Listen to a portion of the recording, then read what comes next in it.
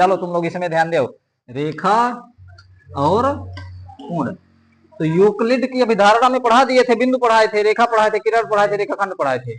जब उसमें पढ़ा दिए थे तो एक बार फिर रिपीट कर लीजिए। स्टार्टिंग इसकी होती है बिंदु से, बिंदु, बिंदु के बाद फिर रेखा, और इसके बाद रेखा खंड, रेखा खंड, और फिर किरण।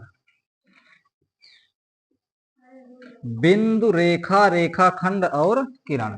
देखिए बिंदु क्या है, पेन अथवा पेंसिल की नोक, या तो पेन होगी या फिर पेंसिल। तो पेन अथवा पेंसिल की नोक किस पर, किसी कागज के पृष्ठ पर बिंदुवत रख दी जाए, ऐसे रख दी जाए या ऐसे रख दी जाए, तो क्या कहलाता है, बिंदु कहलाता है। इसको किस संकेत अक्षर से निरूपित करते हैं, तो ए से जेड तक, ए से जेड तक कोई भी एक अक्षर आप ले लीजिए। तो ए से जेड तक कोई भी अक्षर लेंगे, आप लिख सकते हैं बिंदु बी, बिंदु सी, बिंदु पी और बिंदु x, dot dot dot dot dot. इस प्रकार से ए से लेके जेड तक किसी भी अक्षर द्वारा बिंदुओं को निरूपित किया जा सकता है। कर लेंगे निरूपित। तो ये बिंदु की हो गई पहचान। बिंदु सिर्फ एक डॉट होता है, सिर्फ और सिर्फ एक डॉट, ये कहलाता है बिंदु या पॉइंट। इसी को इंग्लिश में कहते हैं पॉइंट। पॉइंट, पॉइंट से आया दशमलव को भी पॉइंट कहते हैं, दशमलव को भी क्या कहते हैं, पॉइंट। वो भी एक बिंदु ही होता है जो पेन या पेंसिल की नोक द्वारा बनाया जाता है। तो ये आपका बिंदु क्लियर हुआ, बिंदु की पहचान भी क्लियर हुई। अब बिंदुओं से मिलकर बनेगी रेखा, असंख्य बिंदुओं से मिलकर क्या बनेगी, रेखा। जैसे एक बिंदु, उसके बगल में दूसरा बिंदु, फिर तीसरा बिंदु, चौथा, पांचवा, छठवां, सातवां, आठवां, इस प्रकार से dot dot dot dot dot, बिंदु बिंदु बिंदु बिंदु बिंदु। ये एक सीधी लाइन में हम बिंदु रख दिए तो ये क्या बना लेती है, एक रेखा। इसको इस प्रकार से खींचते हैं, ये बन गई एक रेखा। असंख्य बिंदुओं का समूह जो एक सीधी रेखा में बने हुए होते हैं। अगर सीधी रेखा में असंख्य बिंदु इस प्रकार से बना दिए जाएं तो क्या वो किसका निर्माण करते हैं, फिर वो रेखा का निर्माण करते हैं। तो बिंदुओं से क्या बनती है, रेखा बनती है। रेखा की पहचान होती है, इसके दोनों ओर एरो बने होते हैं, ये तीर के निशान। इससे स्पष्ट होता है इसको आगे अनंत तक बढ़ाया जा सकता है, इसको पीछे की ओर डाट डाट करके अनंत तक बढ़ाया जा सकता है। रेखा का कोई अंत बिंदु नहीं होता है।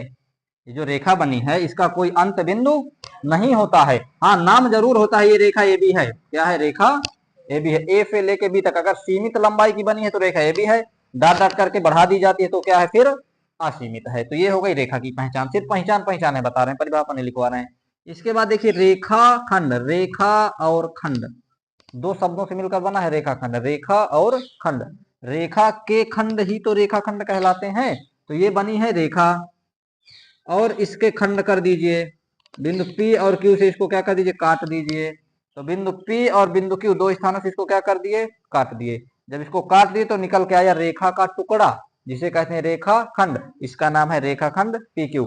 अब इसको इस प्रकार से अलग से बना दें, ये क्या बन गया, बिंदु P और ये बन गया बिंदु Q। ये PQ क्या कहलाएगा, ये PQ रेखा खंड कहलाएगा, रेखा खंड PQ। इसकी पहचान क्या दिख रही है, इसके दोनों ओर अंत्य बिंदु होते हैं। अंत बिंदु यानी इसका लास्ट, इसका भी इधर से लास्ट। तो दोनों तरफ से अगर लास्ट आ जाएगा तो कहलाएगा अंत बिंदु। तो रेखाखंड के दोनों ओर क्या होते हैं, अंत बिंदु होते हैं। और रेखा में दोनों तरफ क्या होता है, तीर का चिन्ह लगा होता है, जिसे आगे और पीछे अनंत तक बढ़ाया जा सकता है।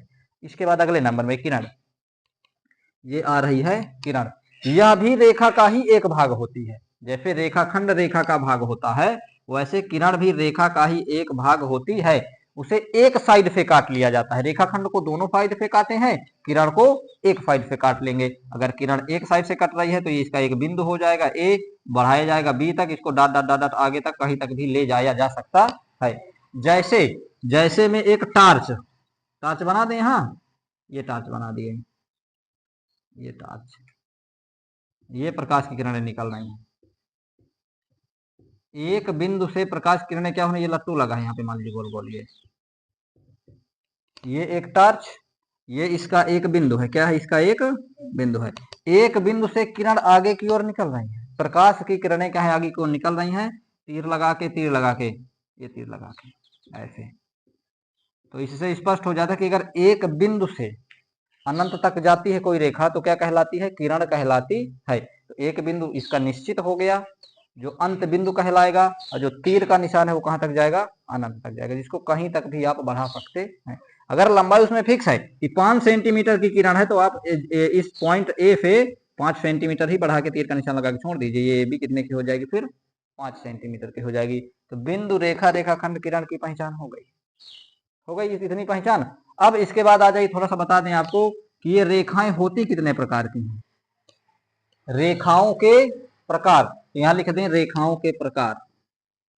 रेखाओं के प्रकार, रेखाओं के प्रकार में सबसे पहले नंबर में तो हम लिखेंगे प्रतिच्छेदी। प्रतिच्छेदी रेखाएं, प्रतिच्छेदी, छेदी सबसे स्पष्ट हुआ, एक दूसरे को छेदती हुई निकल जाएंगी या प्रतिच्छेद करती हुई निकल जाएंगी। जैसे एक रेखा ए बी और दूसरी रेखा पी क्यू, एक रेखा ए बी और दूसरी रेखा पी क्यू, दोनों एक दूसरे को आर बिंदु पर प्रतिच्छेद करती हैं। तो ये दोनों कैसी रेखाएं कहलाएंगी? प्रतिच्छेदी। प्रतिच्छेदी क्यों कहलाएंगी? क्योंकि ये दोनों एक दूसरे को एक बिंदु पर, सिर्फ और सिर्फ एक बिंदु पर प्रतिच्छेद करती हैं, इसीलिए ये प्रतिच्छेदी कहलाएंगी।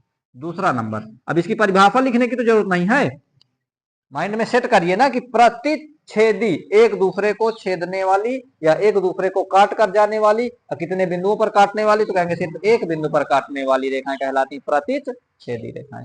दूसरे में आ जाइए समानांतर में।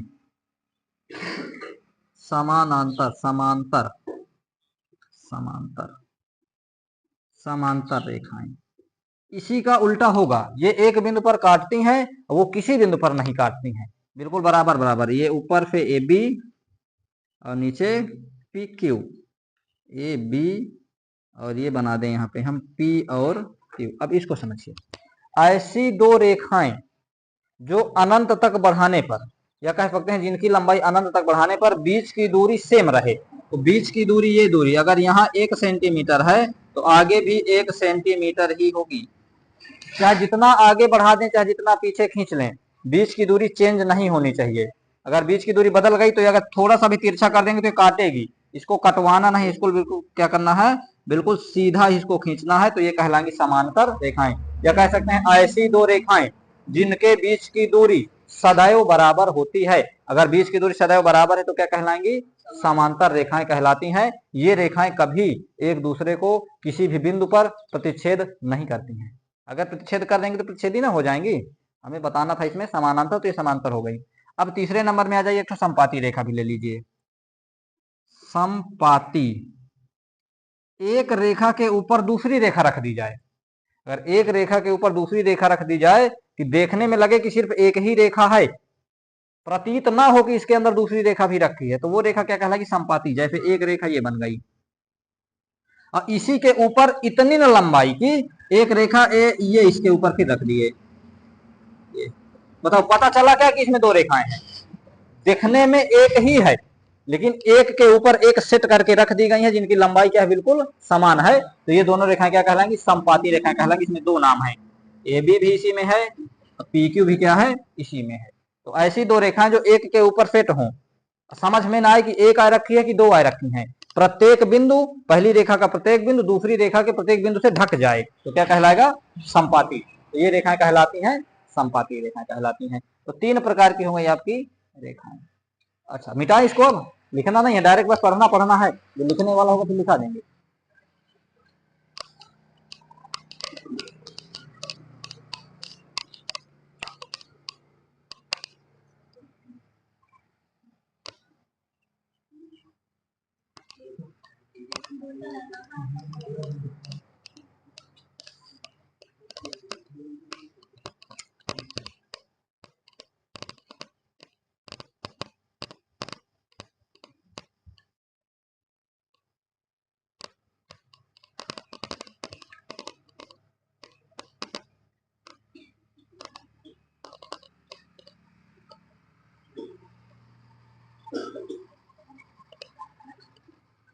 अब आगे देखिए, एक रेखा और पढ़े पिछले दिन, संगामी।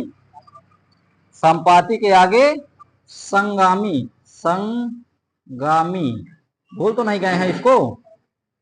संगामी एक ही बिंदु से जाने वाली, एक ही बिंदु से जाने वाली रेखाएं क्या कहलाती हैं? संगामी रेखाएं कहलाती हैं। देखिए A B C D P Q R F, ये जितनी भी रेखाएं हैं सब कहां से होकर गुजर रही हैं? तो हम कहेंगे ये सब एक ही बिंदु, एक ही बिंदु कौन सा? ये बिंदु ओ, इस बिंदु ओ से सभी रेखाएं गुजर रही हैं। तो एक ही बिंदु से होकर जाने वाली सभी रेखाएं क्या कहलाती हैं? संगामी रेखाएं कहलाती हैं। और ये जो बिंदु दिया है बिंदु ओ, ये क्या कहलाता है? तो ये बिंदु कहलाएगा संगमन बिंदु। संगमन बिंदु। कौन सा बिंदु इसमें संगमन है? बिंदु ओ। ये जो ओ है बिंदु ओ, ये कहलाएगा इसका संगमन बिंदु। संगामी रेखाएं संगमन बिंदु। छूटा है जा रहा था ना ये। और देखें कौन सी रेखा छूट रही है? संरेख बिंदु और असंरेख बिंदु। रेखा कंप्लीट। अब बिंदु के बाद थोड़ी सी और जानकारी ले लीजिए। संरेख व असंरेख बिंदु, संरेख व असंरेख बिंदु क्या होते हैं? एक ही रेखा पर स्थित सभी बिंदु। एक रेखा बना दें और उसमें बिंदु लिख दें। ये हम बना दिए एक रेखा, इसमें बिंदु ए, बिंदु बी, बिंदु सी, बिंदु डी, बिंदु ई। देखेंगे तो एक ही रेखा पर ये सब बिंदु स्थित हैं। यदि एक ही रेखा पर बहुत सारे बिंदु स्थित होते हैं तो सब कहलाते हैं संरेखीय। क्या कहलाएंगे? संरेखीय। अगर इसके बाहर, जैसे ये एक रेखा हो गई ए बी, फिर ऐसे हो गई बी सी, अब एक बिंदु यहाँ, एक बिंदु यहाँ, एक बिंदु यहाँ, ये पी है, ये क्यू है, ये आर है। तो इनमें यदि कहा जाए कि क्या पी क्यू आर संरेखीय हैं, तो ये संरेखीय नहीं है। संरेखीय इसलिए नहीं है कि ए से बी, ये क्या है? बी। तो ए से बी एक रेखा है जिसके बीच में सिर्फ दो बिंदु हैं, पी और क्यू। यदि सिर्फ दो बिंदु दिया रहता पी क्यू संरेखीय है तो लिखते हाँ पी क्यू संरेखीय हैं। लेकिन अगर इसके साथ आर भी जोड़ दिया, पी क्यू और आर, अगर पी क्यू आर जुड़ा है तो पी क्यू तो है लेकिन आर नहीं है, तो पूरा नहीं के पद में चला जाएगा कि पी क्यू आर संरेखीय नहीं है, क्योंकि इसमें से एक रेखा नहीं बन रही, इसमें तो दो रेखाएं बन जाती हैं। एक तो ये आपकी ए बी और दूसरी बी सी। तो कहाँ रह गया संरेखी? नहीं रह गया संरेखी। तो संरेख और असंरेख की पहचान भी यहीं से हो जाती है। फिर आगे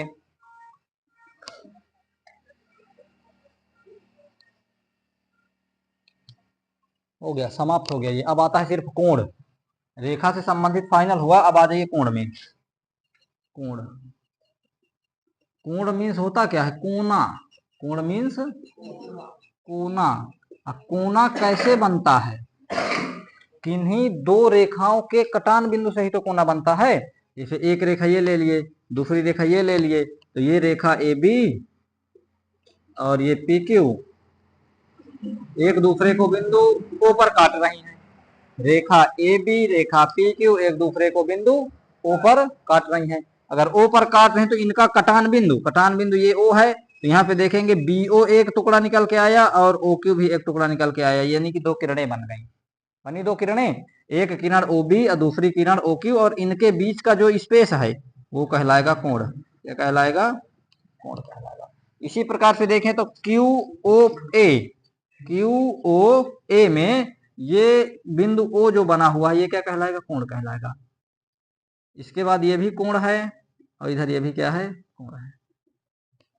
तो कोण, कोणा, एंगल, एंगल इसको बोलते हैं ना, ANGL एंगल। एंगल मीन्स होता है कोण। तो कोण की परिभाषा तो नहीं स्पष्ट हो रही है, लेकिन पहचान तो स्पष्ट हो रही है ना कि कोण बनता कैसे है। तो जब दो रेखाएं एक दूसरे को काटती हैं, जिस बिंदु पर काटती हैं वहीं पे आप एक चिन्हित कर दीजिए उसको कि कहां पर काटते हैं, बिंदु ओ पर काटती हैं। तो यहां से बन जाती है किरण। रेखा का रूप डाइवर्ट हो गया किसमें? किरण में। तो अभी तक थी ए बी रेखा, पी क्यू रेखा, कटान बिंदु ओ आ गया तो ये ओ बी किरण हो गई और ओ क्यू क्या हो गई? किरण हो गई। तो किरण ओ बी और किरण ओ क्यू मिलकर क्या बनाती हैं? एक कोण का निर्माण करती हैं। इसी प्रकार से ओ क्यू और ओ ए ये दो किरणें हैं, ये भी किसका निर्माण करती हैं? एक कोण का निर्माण करती हैं। पी ओ और बी ओ भी एक कोण का निर्माण करती हैं। इसी प्रकार से पी ओ और ओ ए भी किसका निर्माण करती हैं? एक कोण का निर्माण करती हैं। अब कोण के बाद आइए कोणों के प्रकार में। ये कोण होते कितने प्रकार के हैं? तो कोण के प्रकार तो बहुत हैं, जैसे यहां लिख दें कोण के प्रकार। सबसे छोटा कोण शून्य। सबसे छोटा कौन सा होता है? स्टार्टिंग कहां से करेंगे? शून्य से। शून्य कोण ले हो, पढ़े रहे हो शून्य कोण? तो चांदा देखे हो कि नहीं? चांदा, ये चांदा, ये चांदा। अब इस चांदा में देखेंगे तो यहाँ शून्य लिखा रहता है, लिखा रहता है शून्य। तो ये होता है आपका शून्य कोण। फिर इसके बाद 1 2 3 4 5 6 7 8 डॉट डॉट डॉट कहां तक जाता है? 90 तक। फिर इधर कहां तक आता है? 180 तक। इस प्रकार से चांदा रहता है। तो जब चांदा की स्टार्टिंग शून्य से होती है तो इसमें शून्य कोण भी छिपा होता है। तो सबसे पहला कोण कौन सा है? शून्य कोण। बिंदु ओ ए, बताइए ओ से ए में कितने अंश का कोण बन रहा है? इस बिंदु ओ में ओ ए द्वारा कितने अंश का कोण बन रहा है? शून्य अंश का कोण बन रहा है। जब एक भी ऊपर नीचे नहीं है, ना इसको इतना भी बढ़ाया गया ना इतना बढ़ाया, बिल्कुल भी बढ़ाया नहीं जा रहा, सिर्फ लाइन बिंदु ओ और बिंदु ए। अब पूछा जा रहा है ओ ए में कितने अंश का कोण बन रहा है, तो आप बताएंगे शून्य अंश का कोण बन रहा है। अब शून्य से ऊपर चढ़ेंगे, तो शून्य से ऊपर चढ़ेंगे तो कहां पहुंचेंगे? न्यून। शून्य से ऊपर जाएंगे तो कहां जाएंगे? न्यून में। तो आ जाइए, पहला हो गया। दूसरा देखिए न्यून कोण। न्यून कोण ये आ गया। न्यून, कितना बढ़िया शब्द लिखा है, न्यून, छोटा। न्यून मीन्स छोटा। अगर न्यून मीन्स छोटा है तो किससे छोटा है? 90 से। किससे? 90 से। अब बड़ा किससे है? 0 से बड़ा। देखिए परिभाषा बन गई, 0 से बड़ा। अगर 0 से ले लेता कि 0 से 90 अंश, तो 0 से लेता तो शून्य कोण उसमें समाहित हो जाता। तो इसीलिए मैं शून्य कोण को क्या कर दिया हूं? बिल्कुल अलग। क्योंकि अगली परिभाषा स्पष्ट हो रही है कि 0 से अधिक होना चाहिए, तो 0 नहीं होना चाहिए। 0 से अधिक और 90 से कम। तो 0 से अधिक 90 से कम ये रहेगा। 0 से अधिक और 90 से कम, यानी 0 से 90 के बीच के जितने भी कोण बनेंगे, 0 से 90 के बीच में जितने भी, 0 भी नहीं लिया जाएगा, 90 भी नहीं लिया जाएगा। 0 से 90 के बीच में जितने कोण बनेंगे सब क्या कहलाएंगे? न्यून कोण कहलाते हैं। हो गई परिभाषा और पहचान। दूसरा हो गया। तीसरा, अब इसके बाद 90 आता है। इसके बाद क्या आता है? 90 आता है।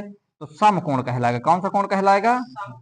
समकोण कहलाएगा। आप कह सकते हैं कि 90 अंश की माप जो शुद्ध रूप से 90 अंश हो, ना एको अंश ज्यादा ना एको अंश कम, 90 अंश की माप क्या कहलाती है? समकोण कहलाती है। तो पहले शून्य कोण, फिर न्यून कोण, फिर समकोण। अब 90 से थोड़ा बढ़ाइए, 90 से थोड़ा क्या करना है? बढ़ा देना है। 180 से कम रखना है। तो कौन सा कोण आ जाएगा आपका? फिर इसके बाद अधिक कोण। इसके बाद आता है 4th नंबर में अधिक कोण। ये देखिए आ गया अधिक कोण। तो अधिक कोण किससे बढ़ाना है? 90 तक तो हो गए, 90 से अधिक, तो यहां लिख दें 90 से अधिक और 180 अंश से कम। 90 से अधिक और 180 अंश से कम। 90 और 180 के बीच, ये 90 और 180 के बीच में जितने कोण बन जाए वो सब क्या कहलाएंगे? अधिक कोण कहलाते हैं। ज्यादातर प्रयोग किसका होता है इसमें? 120 अंश का। ज्यादातर प्रयोग करेंगे 120 अंश का। तो ये भी क्लियर हुआ। 90 से 180 के बीच अधिक कोण कहलाएंगे। अधिक कोण के बाद 5वें नंबर में देखिए यहाँ पे 180 लिखा है। कितना लिखा है? 100। तो किसका नंबर लगेगा? अब 180 का। अगर 180 का नंबर लग रहा है तो यहाँ लिखेंगे ऋजु अथवा सरल कोण। ऋजु अथवा सरल कोण, दो नाम है इसके। ऋजु कोण भी कहते हैं और सरल कोण भी कहते हैं। तो ये हो जाएगा ऋजु अथवा सरल कोण। ऋजु अथवा सरल कोण कितने अंश का होता है? पूरा पूरा 180 अंश का। और इसमें कोई कोण अलग से नहीं लिया जाएगा। ऋजु अथवा सरल कोण कहलाता है 180 अंश का कोण। अब 180 अंश से थोड़ा और आगे बढ़िए, 180 से 360 कहां तक? 180 से 360। तो 6वें नंबर में ले आइए बृहद, बृहद कोण। बृहद कोण यानी कि थोड़ा बड़ा। बृहद मीन्स क्या होता है? बड़ा कोण। किससे बड़ा?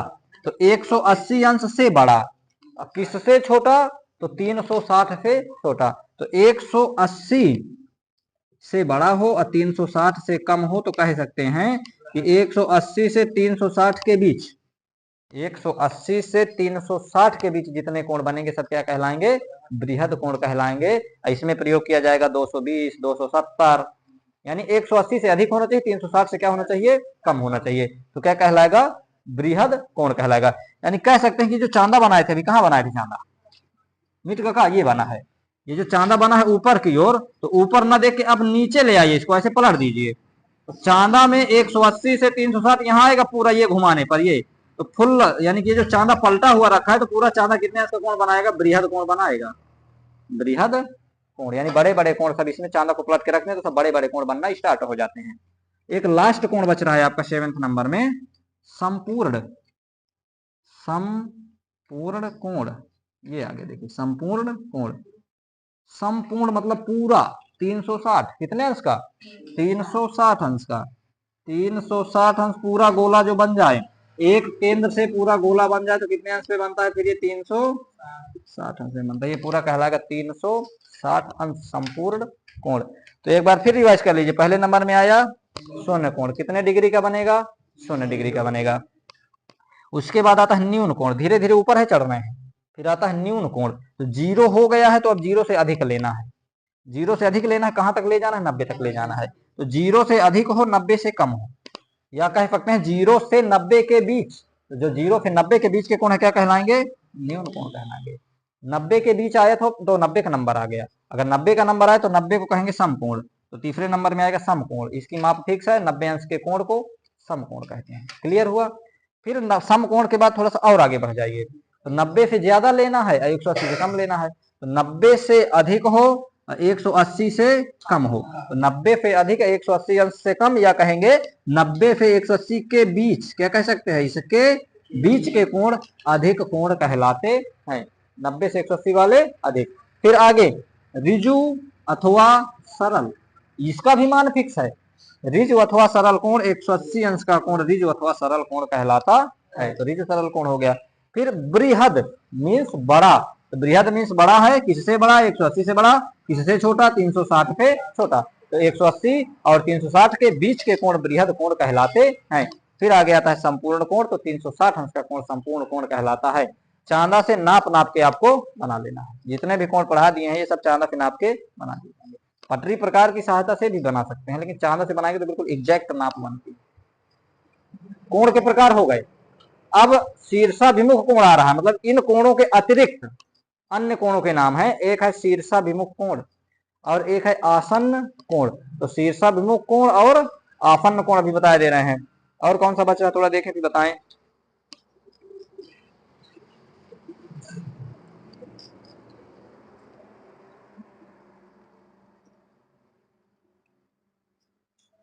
देखिए अभी बचा है प्रतिवर्ती, कौन सा, प्रतिवर्ती, और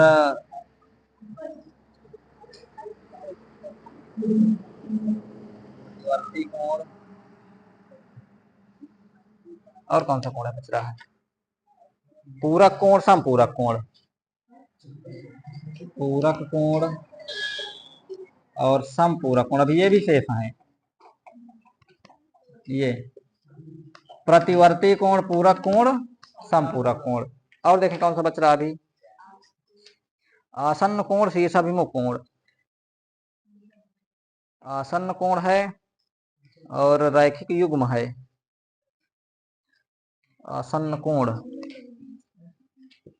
आसन्न कोण,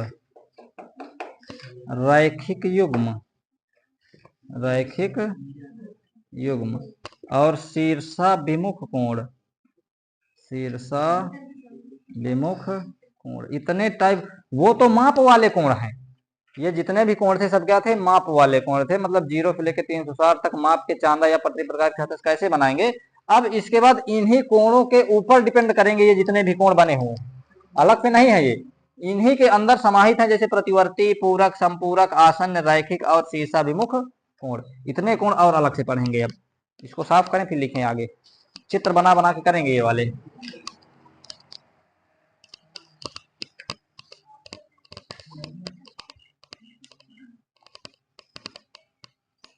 ऐसा कोई मंत्र होता कि या फिर टच कर देते साफ हो जाता, डिजिटल बोर्ड में होता है, उंगली टच कर दो साफ,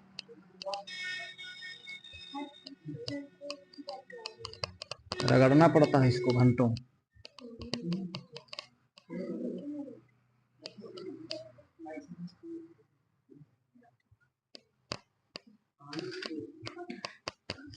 9। चलो अब पहले समझो प्रतिवर्ती। प्रतिवर्ती क्या है, तो पहले एक तो हम कोण बना दें। कितने अंश का कोण बना दिए, 60 अंश का। इसी में से समझ में आएगा ये प्रतिवर्ती कितने अंश का बन गया, ये 60 अंश का। यदि देखा जाए तो ये पूरा जो संपूर्ण कोण बनता है डॉट डॉट डॉट डॉट, तो कितने अंश का बनता है, पूरा कोण बनता है 360 अंश का। और यहाँ अंदर बना हुआ है 60 अंश का। तो रेखाओं के बीच में अंदर की ओर जो कोण बनता है वो तो फिक्स है। अब इसके ऊपर जो कोण बनेगा वो अंदर वाले कोण का प्रतिवर्ती कहलाएगा। यहाँ 60 अंश का प्रतिवर्ती आपको बताना है, प्रतिवर्ती 60 अंश अंदर है, इसका प्रतिवर्ती जो बाहर है कितने अंश का होगा। तो 360 से 60 घटा दें तो कितना बचेगा, 300 बचेगा प्रतिवर्ती।